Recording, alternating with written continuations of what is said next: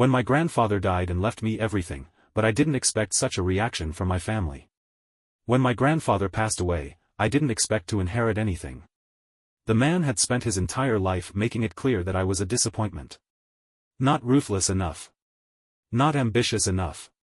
Not cutthroat like my cousins, who were already sharpening their knives for whatever fortune he left behind. So when the lawyer called and told me I needed to be present for the reading of the will, I almost didn't go. Almost. Curiosity won in the end, and that's how I found myself sitting in a mahogany-paneled office, surrounded by family members who hadn't spoken to me in years. My Aunt Celeste, with her tight smile and sharper tongue. My Uncle Richard, whose wealth dripped from every cufflink and tailored suit. And my cousins, Theo and Caroline, the golden heirs, the ones who had been groomed for this moment since birth. I took the only empty seat left, avoiding eye contact. The lawyer, a thin man with silver-rimmed glasses, cleared his throat. I appreciate you all coming. We'll get straight to it.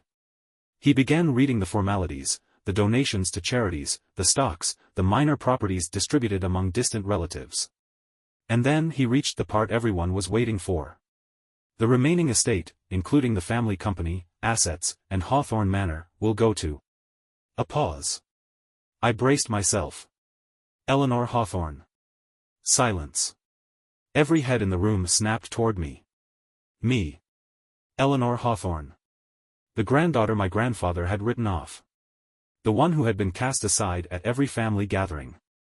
The one they had never even considered a contender. I felt the weight of their stares, the shock, the barely concealed rage simmering beneath their polished exteriors.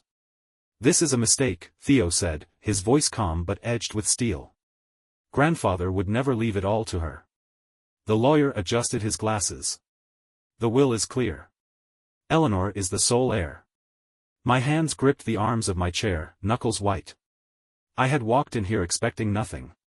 And now I owned everything. Caroline let out a short, bitter laugh. Oh, this is rich. She doesn't even know the first thing about running a company. Neither did grandfather when he started, I found myself saying before I could stop.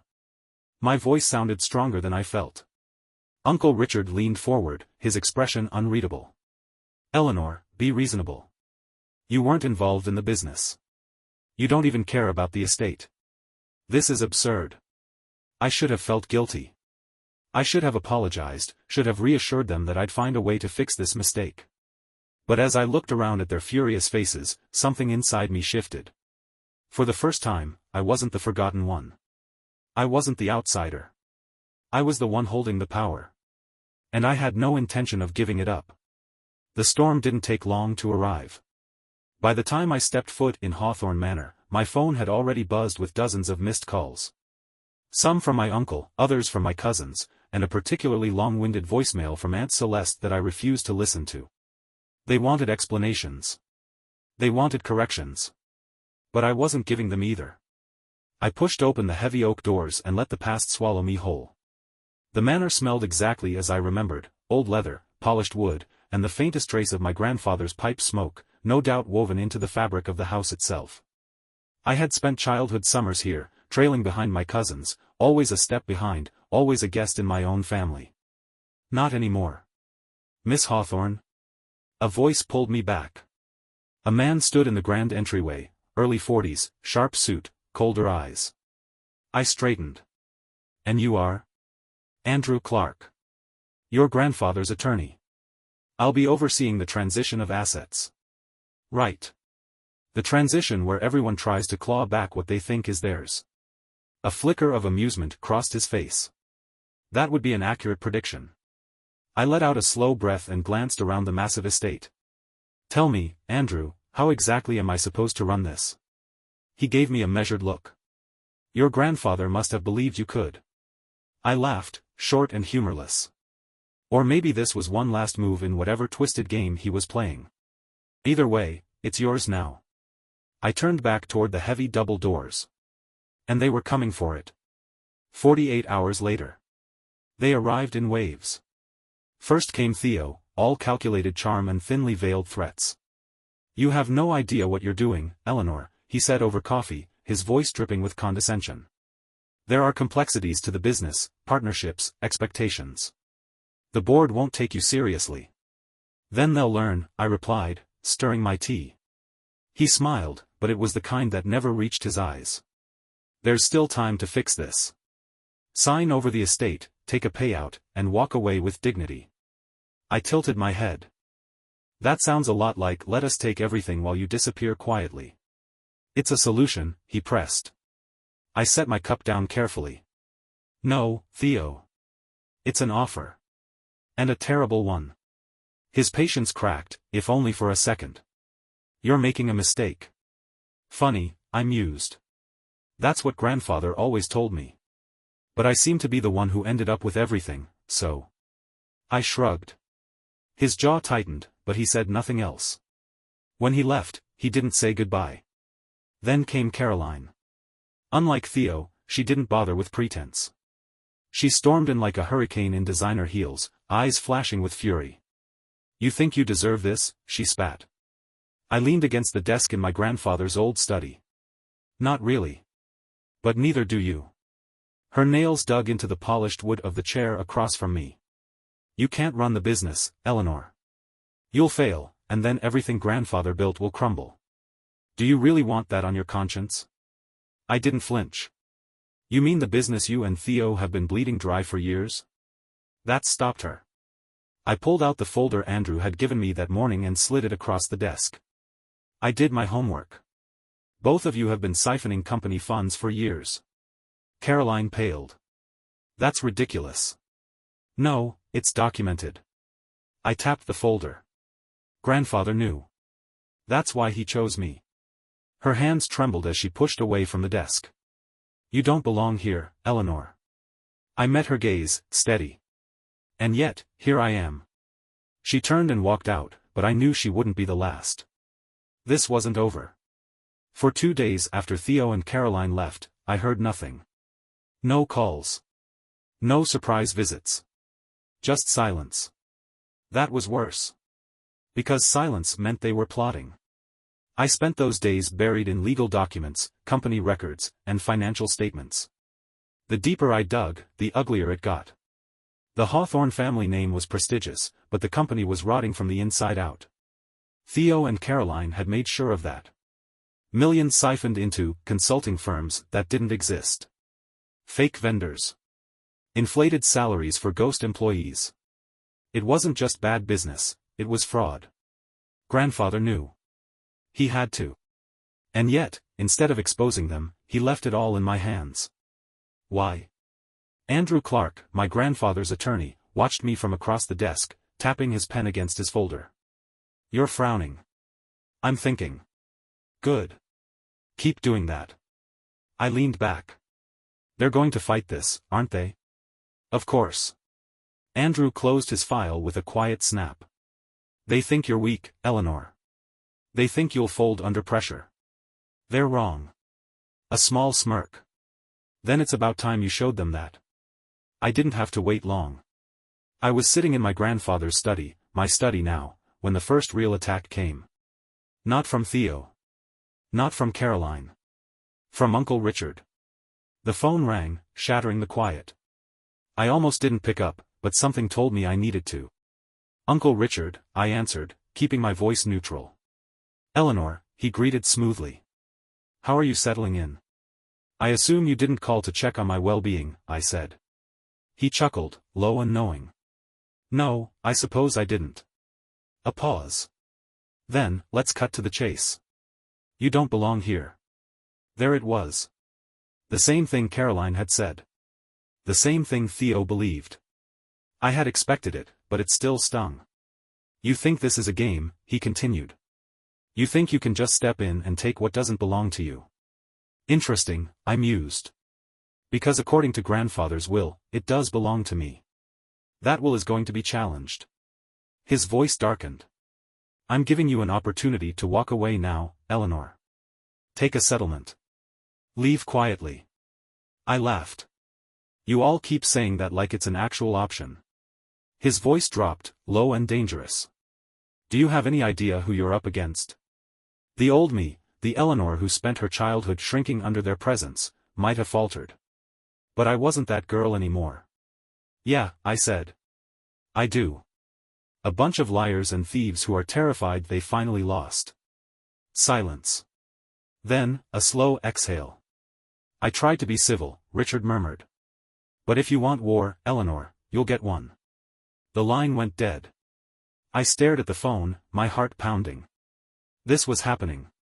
By morning, the first lawsuit had been filed. Fraudulent will.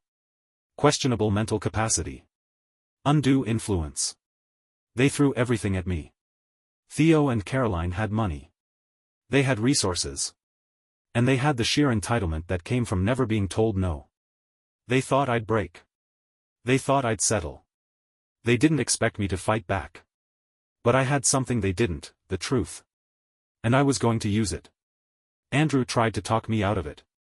Going public is risky, he warned. They'll paint you as the villain. An ungrateful granddaughter stealing from her family. They already think that. He studied me for a long moment. You're not scared? I'm done being scared. An hour later, I was standing at a podium, microphones in my face, cameras flashing. Thank you all for being here, I began, my voice steady. As many of you know, my grandfather, William Hawthorne, left his estate to me in accordance with his final wishes. However, certain members of my family have chosen to contest that will. A commotion in the back. I knew before I even looked. Theo. Caroline. They had crashed my press conference. Perfect. Theo strode forward, all smooth confidence, grabbing a microphone. This is a joke, he said, shaking his head. My grandfather was not in his right mind when he signed that will. We all know that.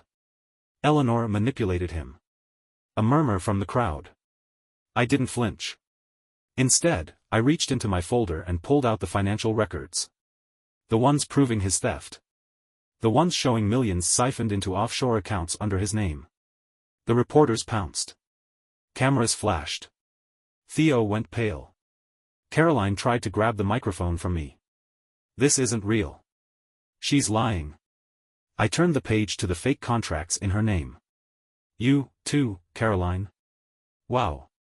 I thought Theo was the mastermind, but it turns out you're just as guilty.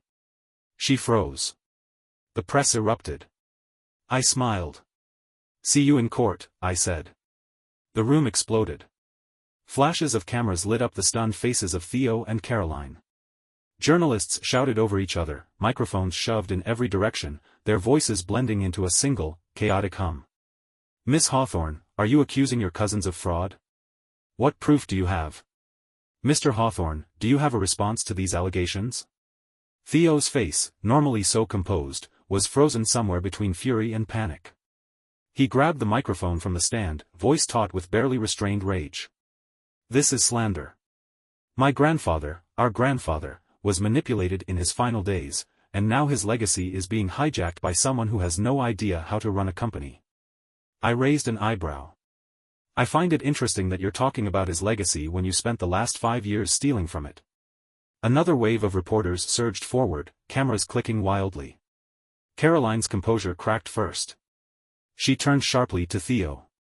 You said no one would find out, she hissed under her breath, but loud enough that the nearest microphones picked it up.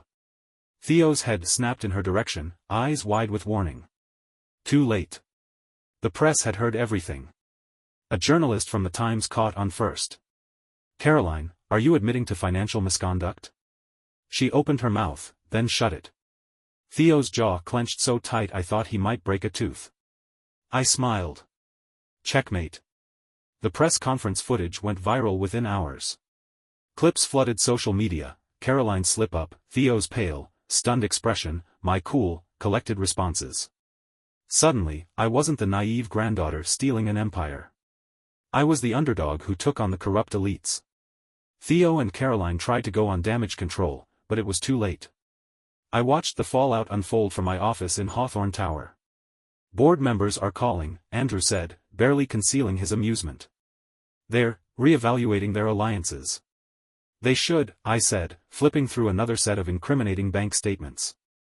Theo and Caroline were draining this company for years. Now everyone knows. Andrew leaned against the desk. And what's your next move?